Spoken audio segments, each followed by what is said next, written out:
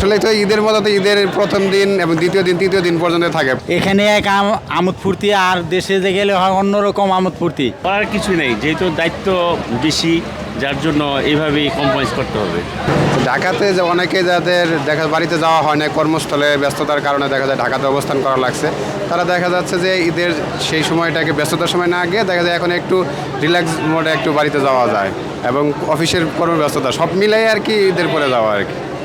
আসলে তো ঈদের মতো তো ঈদের প্রথম দিন এবং দ্বিতীয় দিন তৃতীয় দিন পর্যন্ত থাকে। পরবর্তী দেখা যায় আত্মীয় স্বজন যারা আছে সবাই যার যার নিজ কর্মস্থলেই চলে যায়, দেখা ওই মজাটা আর পাওয়া যায় না, কিন্তু তবুও তো যেতে হয় নারীর টানে আর কি। আমি দীর্ঘদিন যাবত যদিও ট্রেনে চলাচল করি না, তবে 1 বছর পরে প্রায় ট্রেনে যাতায়াত করতেছে। তবে ট্রেন সবাই চিন্তা করে যে একটু নিরাপদ সেফ জার্নির জন্য সকলেই চিন্তা করে যে ঈদের সময় দেখা যায় হাইওয়ে রোডে দেখা যায় অ্যাক্সিডেন্ট হওয়ার প্রবণতাটা বেশি থাকে, যদিও এবার অন্যান্য বারের তুলনায় কম, তবে দেখা যাচ্ছে যে সেই দিক থেকেই সকলেই ট্রেন যাত্রাটাই বেছে নেয়। অ্যাকচুয়ালি আমি এখনও যাচ্ছি না, আমার বাসায় ছিল, আমার শ্যালিকা ছিল, ওনাদেরকে ওনারা আমাদের সাথে ঈদ করছে, দেখা আমরা একাই ছিলাম দেখে ওরা আসছিল, আমরা সকলে একসাথে ঈদ করছি। এখন ওদেরকে আবার ট্রেনে বাড়িতে তুলে দিচ্ছি যাতে ওরা ঠিকভাবে গন্তব্য যাইতে পারে আর কি। বিয়ে আমাকে ছুটিও নাই, মানে ছুটি পাইছি, বন্ধ পাইছি, এই জন্য আর কি যাইতেছি। অনেক খুব সিট খালি আছে, বহুত আরামে যেতেছি। কেমন লাগতেছে? হ্যাঁ, খুব ভালো লাগতেছে।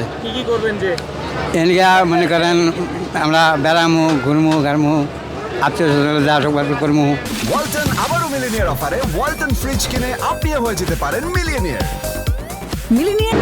নিজ নিজ বাড়িতে তো সবাই যায়, কেউ বাবা মার টানে যায়, কেউ ফ্যামিলির টানে যায়। মেহমান টেমন আসার কারণে তাদের সময় দিতে হয়েছে, আর এই যে বাড়তি সময়টা ছুটির, এটা যাচ্ছি শ্বশুর বেবিদের নিয়ে, এইটাই কারণ। পরে কি আনন্দ সেইভাবে উপভোগ করতে পারবেন? না, করার কিছু নেই, যেহেতু দায়িত্ব বেশি, যার জন্য এইভাবেই কম্প্রোমাইজ করতে হবে।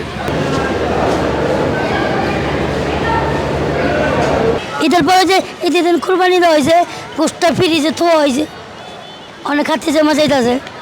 যার যার দেশের বাড়িতে এখন যাবে ঈদের পর কেন?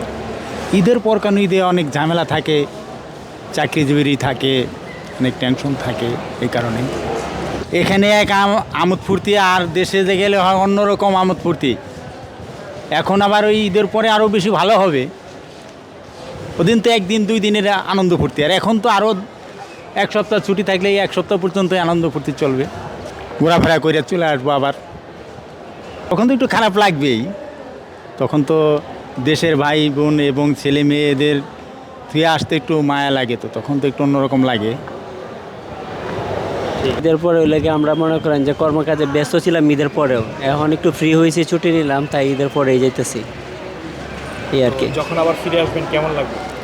তখন জানি না কেমন লাগবে, কিন্তু অবশ্য ভালোই লাগবে, কারণ ঈদের পরে একটা ফ্রি টাইম পাওয়া যায়। ঈদের পরে সবাই যা কর্মক্ষেত্রে, আর আমরা কর্মক্ষেত্র থেকে মনে করেন ঘুরতে যাচ্ছি, এটাই আর কি।